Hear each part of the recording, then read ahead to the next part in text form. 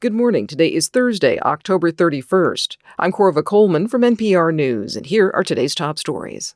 Former President Donald Trump is doubling down on references to, quote, garbage. This started last weekend when a comedian at a Trump rally said that Puerto Rico was, quote, a floating island of garbage. Then President Biden seemed to refer to Trump supporters as garbage. The White House says Biden was only referring to the comedian, but Trump showed up at an event in Green Bay, Wisconsin yesterday in a white garbage truck with his name emblazoned on the side. He lambasted Biden. My response to Joe and Kamala is very simple. You can't lead America if you don't love Americans. That's true.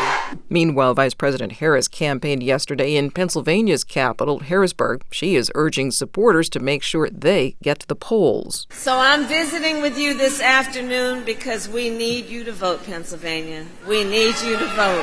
Harris flies to Arizona today for a rally and a concert in Phoenix. She'll also go to Nevada. Former President Trump will campaign briefly in Albuquerque, New Mexico today. Then he will also go to Nevada and to Arizona. Trump continues to spread baseless claims of large-scale election cheating in the swing state of Pennsylvania.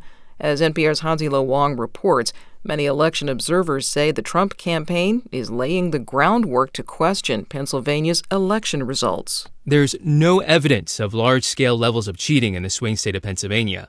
There is an investigation into potentially fraudulent voter registration forms in 2 counties west of Philadelphia. Last week in Lancaster County, officials said they're looking into approximately 2,500 applications.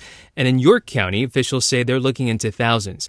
All were dropped off around Pennsylvania's deadline last week for registering to vote in this fall's election. So far, officials have not named the sources of these forms. Lancaster County election officials stressed that their ability to flag this potential fraud shows that the, quote, systems worked.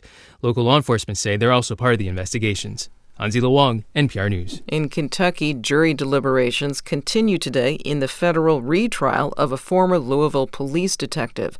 Brett Hankison is charged with violating the rights of Breonna Taylor and her neighbors. Louisville Public Media's Giselle Roden has more. Hankison was one of the officers that fired during the fatal raid at Taylor's home on March 13, 2020. He fired several shots through a covered window and sliding glass door outside Taylor's apartment. Defense attorneys Wednesday argued Hankison couldn't have violated Taylor's civil rights.